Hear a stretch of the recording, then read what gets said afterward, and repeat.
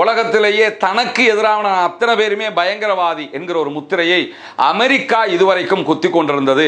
அமெரிக்காவையே பயங்கரவாதி என்று சொல்லி நெஞ்ச நிமிர்த்தி விரல் நீட்டி சொல்ல முடியுமான ஒரே ஆட்களாக பாரசீகர்கள், ஈரானியர்கள் இருக்கிறார்கள் என்கிற செய்திகள் இதனூடாக வெளிப்படுகிற அதே நேரம் ஹொர்முஸ்ல இருந்து கச்சா எண்ணெய் ஏற்றிக்கிட்டு போறதாக இருந்தாலும் சரி, ரெட்சியில போறதாக இருந்தாலும் சரி, சீனாவினுடைய கப்பல்களுக்கு எந்த தடைகளையும் எந்த பிரச்சனைகளையும் அவர்கள் உண்டாக்கவில்லை. அது ஹவுதி உண்டாக்கல, ஈரானும் உண்டாக்கலங்கிறது தெரியும். ஈரான் உண்டாக்கலன்னா ஹவுதிஸ் உண்டாக்க மாட்டாங்க என்பது வெளிப்படையானது. எனவே சீனாவினுடைய ஆதிக்கத்திற்கு வழிவிடுகிறார்கள். அமெரிக்காவுக்கு ஆதரவானவர்கள் அமெரிக்கர்கள் ஆகிய யாராக இருந்தாலும் அவர்களுக்கு அனுமதி கிடையாது என்பது வெளிப்படையாக தெரிகிறது.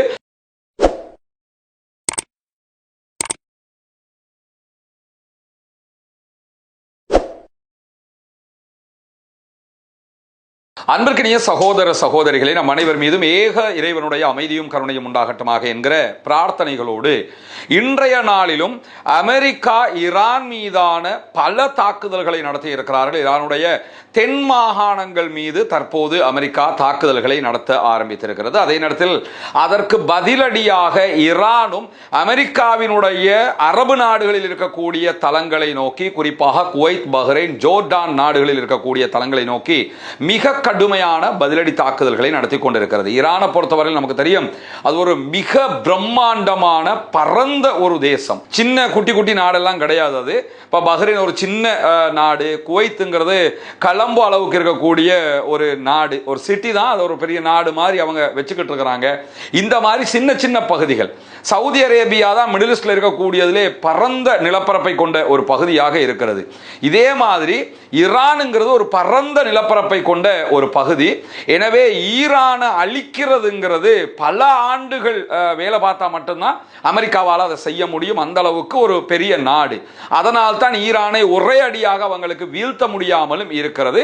அது மட்டுமல்லாம ஈராக் மீதான வார்ல அமெரிக்காவுக்கு ஆதரவாக நேட்டோ நாடுகளுடைய படைகள் துணைக்கு வந்திருந்தன. பல நாடுகளின் படைகள் இணைந்துதான் ஈராக் அட்டாக் பண்ணாங்க.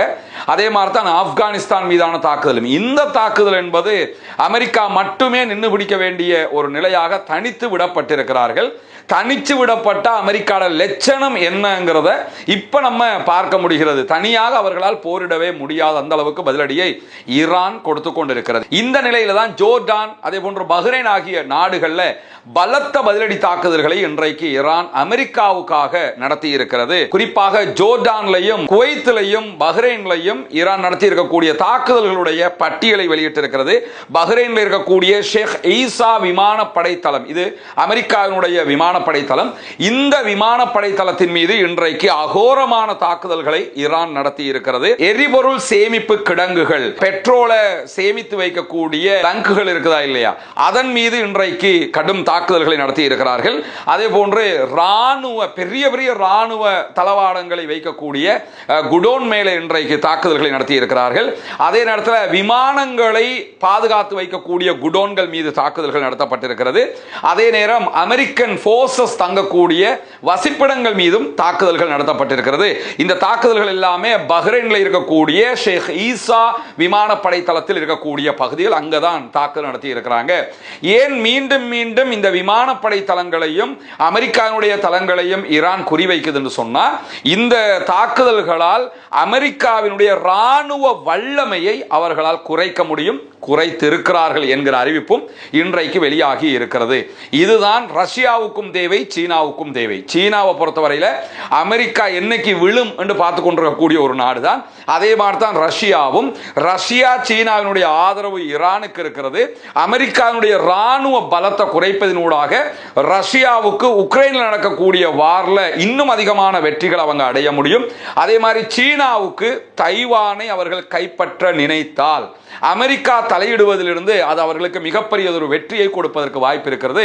அதுக்கெல்லாம் ஒரு முன்னோட்டமாகத்தான் இந்த ஈரான் மீதான யுத்தத்தை மாபெரும் இரண்டு வல்லரசுகளாக இருக்கிற சீனாவும் ரஷ்யாவும் பயன்படுத்தி கொண்டிருக்கிறார்கள் என்பதையும் நம்ம பார்க்க முடிகிற அதே நேரத்தில் இன்றைக்கு மேலதிகமாக ஈரான் விடுத்திருக்கக்கூடிய அறிவிப்புல இந்த படைத்தளங்கள் அரபு நாடுகளில் இருக்கக்கூடிய அமெரிக்காவினுடைய தளங்கள் எல்லாம் பயங்கரவாதத்தின் கூடாரங்கள் என்கிற அறிவிப்பையும் அவர்கள் விடுத்திருக்கிறார்கள். அது மட்டுமல்லாமல் அந்த அறிவிப்பை நம்ம எப்படி பார்க்கணும்னா, உலகத்திலேயே தனக்கு எதிரான அத்தனை பேருமே பயங்கரவாதி என்கிற ஒரு முத்திரையை அமெரிக்கா இதுவரைக்கும் குத்தி கொண்டிருந்தது. அமெரிக்காவையே பயங்கரவாதி என்று சொல்லி நெஞ்ச நிமிர்த்தி விரல் நீட்டி சொல்ல முடியுமான ஒரே ஆட்களாக பாரசீகர்கள், ஈரானியர்கள் இருக்கிறார்கள் என்கிற செய்திகள் இதனூடாக வெளிப்படுகிற அதே நேரம் ஜோர்டான்லையும் இன்றைக்கு கடும் தாக்குதல்களை முன்னெடுத்திருக்கிறது ஈரான். பதிலடி தாக்குதல்களை ஜோர்டானில் இருக்கக்கூடிய அல் அஷ்ராக் அமெரிக்க விமானப்படை தளத்தில் இருக்கக்கூடிய விமானங்களை பாதுகாத்து வைக்கிற குடோன்கள் மீது தாக்குதல்கள் நடத்தப்பட்டிருக்கிறது. தெளிவாக நினைவில் வைத்துக் கொள்ளுங்கள், ஜோர்டான்ல தான் F-35 F-15 வகையான விமானங்களை எல்லாம் பாதுகாப்புக்காக வைத்துக் கொண்டிருக்கிறது அமெரிக்கா. அந்த தளங்களை நோக்கித்தான் தொடர்ந்து தாக்குதல்களை நடத்துகிறது ஈரானுடைய IRGC. அதே போன்ற விமானங்களை பராமரிக்கக்கூடிய குடோன்கள், அதே நேரம் அமெரிக்கன் போர்சஸ் தங்கக்கூடிய வசிப்பிடங்கள் மீதும் ஈரான் இன்றைக்கு தாக்குதல்களை நடத்தி இருக்கிறது. நேற்றிரவு ஈரான் மீது நடத்தப்பட்ட தாக்குதல்களுக்கு பதிலடியாகத்தான் இந்த தாக்குதல்கள் நடத்தப்படுகிறது என்பதை ஈரான் இன்றைக்கு தெளிவுபடுத்தி இருக்கிறார். அதே நேரம் நேற்றிரவு அமெரிக்காவினுடைய தாக்குதல்கள் ஈரானின் தென் மாகாணங்களில் மிக கடுமையாக நடத்தப்பட்டிருக்கிறது என்கிற செய்திகளையும் ஈரானுடைய ஃபார்ஸ் நியூஸ் ஏஜென்சி இன்றைக்கு விடுத்திருக்கக்கூடிய செய்திகளை நம்ம பார்க்க முடியும். தெற்கு மாகாணங்களாக இருக்கக்கூடிய சிஸ்தான், பலுசிஸ்தான், அதே போன்று குசஸ்தான் உள்ளிட்ட மாகாணங்கள் மீது தாக்குதல்கள் நடத்தப்பட்டிருக்கு. இந்த தெற்கு மாகாணங்களாக இருக்கிற சிஸ்தான், பலுசிஸ்தான் எல்லாமே ரொம்ப மற்ற நாடுகளுடைய பார்டர்களாக இருக்கக்கூடிய பகுதிகள். அந்த பகுதிகள் மீது தாக்குதல்கள் நடத்தப்பட்டிருக்கு. அதே போன்று 7 ஈரானிய மாகாணங்களை அமெரிக்கா நேற்று குறிவைத்து தாக்குதல் நடத்தி இருக்கிறது. 7 இடத்துல அட்டாக் பண்றாங்க. இது 7 மாகாணங்கள் தேர்வு செய்து அட்டாக் பண்ணிக்கிட்டு இருக்காங்க. எல்லா பகுதியையும் நாங்க அடிக்கிறோங்கிறத காட்டுறதுக்காக தான் அவங்க பண்றாங்களே தவிர அதனால ஈரானுக்கு அப்படியே ஈரான் ஓஞ்சி போச்சு, ஆட்சி கவர்ந்து அந்த மாதிரி ஒரு நிலைமை கிடையாது. அவங்க 7 மாகாணங்களில் தாக்குதல்களை நடத்தி இருக்கிறார்கள். குசஸ்தானில் இருக்கக்கூடிய அஹ்வாஸ் நகரத்தில் நடத்தப்பட்ட தாக்குதல்கள்ல 4 அப்பாவிகள் கொல்லப்பட்டிருக்கிறார்கள் என்கிற செய்திகள் வெளியாகி இருக்கிறது. இந்த தாக்குதல்கள் எல்லாமே அமெரிக்கா தன்னுடைய தாக்குதல்களை தெற்கு மாகாணங்களுக்கு அப்பால் விரிவுபடுத்துகிறது என்பதை நாம் உணர முடியும் என்று சொல்லி இன்றைக்கு அல் ஜசீரா விடுத்திருக்கக்கூடிய செய்திகளை நம்ம பார்க்க முடியும். மத்திய மார்கசி பகுதிகளில் தாக்குதல்களை நடத்துகிறார்கள். அதே போன்று யசித், ஸ்பஹான் மாகாணங்களிலையும் அமெரிக்கா தாக்குதல்களை நடத்துகிறார். அதே நேரத்தில் மேற்கு பகுதிகளில் இருக்கக்கூடிய லொரஸ்தான் பகுதிகளிலையும் அமெரிக்கா தாக்குதல்களை நடத்தி இருக்கிறது. தெற்கு பகுதிகளில் இருக்கக்கூடிய ஃபார்ஸ் மாகாணத்தையும் அவைகள் குறிவைத்திருக்கின்றன என்கிற செய்திகளை நம்ம பார்க்க முடியும். இப்படி ஈரான் அமெரிக்கா குறிவைக்கிற அதே நேரம் அமெரிக்கா பதிலுக்கு ஈரானிடமிருந்தும் வாங்கிக் கொள்கிறது, வாங்கி கட்டிக்கொள்கிறது என்கிற செய்திகளை நம்ம பார்க்க முடியும். இன்றைக்கு நடந்திருக்கக்கூடிய மிக முக்கியமான தாக்குதல்களாக இவை இருக்கக்கூடிய சூழல்ல சவுதி அரேபியாவில் இருந்து எண்ணெயை ஏற்றிக்கொண்டு செல்கிற கப்பல்கள் மீது தாக்குதல்களை நடத்துவோம் என்று தொடர்ந்து ஹவுத்திஸ் அறிவிச்சு வர்றாங்க. நேற்று காலையில் 2 கப்பல்கள் சவுதி அரேபியாவுடைய சூப்பர் டேங்கர்கள் மேல ஹவுத்திஸ் அட்டாக் பண்ணி இருந்தாங்க என்கிற செய்திகளையும் நம்ம பார்த்திருந்தோம். ஒரு அட்டாக் ட்ரோன் அட்டாக் ஆக இருந்தது. இன்னொரு அட்டாக் வந்து ஏவுகணை தாக்குதல், க்ரூஸ் ஏவுகணை தாக்குதல், கப்பல்களையே தாக்குறதுக்கு பயன்படுத்துகிற ஏவுகணை தாக்குதல்கள், இந்த மாதிரி தாக்குதல்களை அவங்க நடத்தி இருந்தாங்க.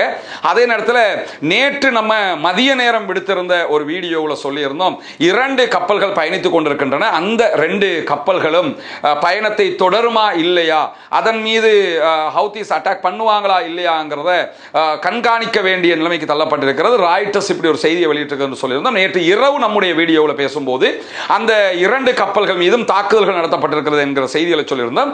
அதுல ஒரு சின்ன திருத்தம் என்னன்னா, அந்த 2 கப்பல்கள் மேலையும் ஹவுத்திஸ் அட்டாக் பண்ணல, அது ரெண்டுமே சேஃபாக வெளியேறிட்டாங்க. புதிய 2 கப்பல்கள் மேல தான் ஹவுத்திஸ் அட்டாக் பண்ணி இருக்கிறாங்க என்கிற செய்திகள் வெளியாகி இருக்கிறது. ஹவுத்திஸ் அட்டாக் பண்ணாம விட்ட 2 கப்பலுமே சீனாவுக்குரிய கப்பல்கள். ஒன்று மட்டும் தெரியுது, அந்த பகுதிகளில் யாரோட ஈரான் சண்டை பிடித்தாலும், ஈரானுக்கு ஆதரவானவர்கள் யாரோட சண்டை பிடித்தாலும் சைனாவுக்கு ஆதரவாக இருக்கிறார்கள் என்பது மட்டும் வெளிப்படையாகவே தெரிகிறது. அந்த 2 சூப்பர் டேங்கர்களும் சைனாவுக்குரிய கப்பல்கள். அந்த சைனாவுக்குரிய கப்பல்கள் மேல அவர்கள் தாக்குதல் நடத்தவில்லை. குறிப்பாக சிங்கப்பூர் கொடியை ஏந்திய VLCC சின்லாங் யாங் என்கிற கப்பல், இந்த கப்பல் சீனாவுக்கான சூப்பர் டேங்கர் கப்பல். சிங்கப்பூர் கொடியோடு போனாலும் சீனாவுக்கு தான் அவங்க க்ரூட் ஆயில ஏத்திக்கிட்டு போறாங்க. எனவே அவங்க அந்த கப்பல் மேல ஹவுத்திஸ் அட்டாக் பண்ணல.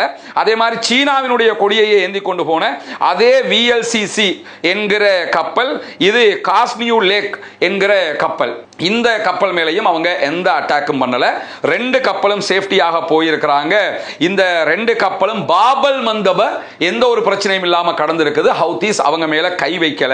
2 கப்பல்லையுமே இருந்தது சீனாவினுடைய பணியாளர்கள் தான் என்பதை டிரான்ஸ்மீட்டர்கள் மூலமாக நாங்கள் தெரிந்து கொண்டோம் என்று ராய்ட்டர் செய்தி நிறுவனம் தெரிவித்திருக்கிறது. எனவே கப்பல் சீனாவுக்குரியது, கப்பலில் இருந்தவங்க சீனாவை சேர்ந்தவர்கள். சீனாவினுடைய கப்பலை ஹவுதீஸ் கை வைக்கல. சீனா அல்லாத மற்ற நாடுகளுடைய கப்பலை கை வச்சிருக்கிறாங்க, அட்டாக் பண்ணிக்கிட்டு இருக்கிறாங்கிறது தெரியுது. இந்தியாவுடைய கப்பல் மேலே அட்டாக் பண்ணியிருக்கிறாங்க. இந்த 2 கப்பலும் சேஃப்டியாக போயிடுச்சு. நேற்று இரவு நம்ம தாக்குதலுக்கு உள்ளானதாக சொல்லப்பட்ட 2 கப்பலும் சீனாவுக்குரிய கப்பல்கள் இல்லை என்பதை புரிந்து கொள்ள வேண்டும். அது மட்டுமல்லாமல் இன்றைக்கு மேலதிகமாக இன்னொரு செய்தி வெளியாக இருக்கு. ஹொர்முஸ் ஜலசந்தியில இருந்து நேற்றைய தினம் ஒரே ஒரு கப்பல் வெளியேறி இருக்கிறது. ஹொர்முஸ்ல போகிற எல்லா கப்பல்களுக்கும் நாங்க அட்டாக் பண்ணுவோம்ங்கறாங்க ஈரானியர்கள். அதனால எந்த கப்பலுமே போகல. ஹொர்முஸ் பிரச்சனை வந்ததுல இருந்து ஆக குறைவாக வெளியேறிய கப்பல் நாள் வந்து நேற்றைய தினம் தான் ஒரே ஒரு கப்பல் தான் போயிருக்குது. இந்த கப்பலும் யாருக்கு சொந்தமானதாக இருக்குதுன்னு சொன்னா சீனாவுக்கு சொந்தமான கப்பலாக இருக்குது. நியூ ஜெயண்ட் என்கிற ஒரு கப்பல். இந்த கப்பல் எதிர்வருகிற ஆகஸ்ட் மாத நடுப்பகுதியில் சீனாவினுடைய ரிஷாவோ துறைமுகத்தை சென்றடையும் என்று சொல்லப்படுகிறது. எனவே ஹொர்முஸ்ல இருந்து கச்சா எண்ணெய் ஏற்றிக்கிட்டு போறதாக இருந்தாலும் சரி, ரெட் சீல போறதாக இருந்தாலும் சரி, சீனாவினுடைய கப்பல்களுக்கு எந்த தடைகளையும் எந்த பிரச்சனைகளையும் அவர்கள் உண்டாக்கவில்லை. அது ஹவுதீஸும் உண்டாக்கல, ஈரானும் உண்டாக்கலங்கிறது தெரியும். ஈரான் உண்டாக்கலன்னா ஹவுதீஸ் உண்டாக்க மாட்டாங்க என்பது வெளிப்படையானது. எனவே சீனாவினுடைய ஆதிக்கத்திற்கு வழிவிடுகிறார்கள். அமெரிக்காவுக்கு ஆதரவானவர்கள் அமெரிக்கர்கள் ஆகிய யாராக இருந்தாலும் அவர்களுக்கு அனுமதி கிடையாது என்பது வெளிப்படையாக தெரிகிறது. எனவே சவுதி அரேபியா இனிமேல் எண்ணெய் விற்பதாக இருந்தால் சீனாக்கு மட்டும் விற்கலாம், ரஷ்யாவுக்கு விற்கலாம், வேற எந்த நாடுகளுக்கும் விற்க முடியாது. வித்தா அடிப்பாங்கிறது தெரியுது. மேலதிகமாக அவங்க எடுத்துக்கிட்டு போகணும்னா சவுதி அரேபியாவில இருந்து பெட்ரோலியத்தை ஏத்திக்கிட்டு அவங்க சுயஸ் கால்வாய் வழியாக வெளியேறி நம்பிக்கை முனையை தாண்டி ஆப்பிரிக்காவை சுத்தி தான் போய் பிசினஸ் பண்ணணும். அது கால விரயம், நேர விரயம், பண விரயத்தை உண்டாக்கும்.